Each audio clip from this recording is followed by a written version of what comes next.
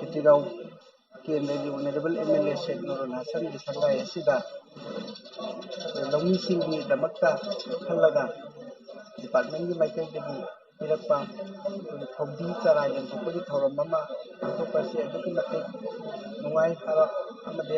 Harau Bukui Manam di Huji si Nung Kahin Taman Manam Degi Yadal Lokol Gurupa Lokol Amade Ate Lokol Mam Tunjan Dana di Law Ubu Yadagun Labor Siga Iroinana Masi Simnaba di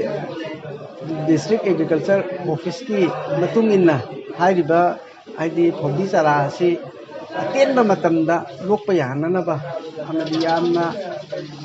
Lomi Sindasu Yamna Lina Adi Canon Labor Yamna Fotok Labor High Yielding Varieties ki Makal Asi Parza Singasida for the Honorable MLA for the Kaikunazariba Sheikh Nurul Hasan na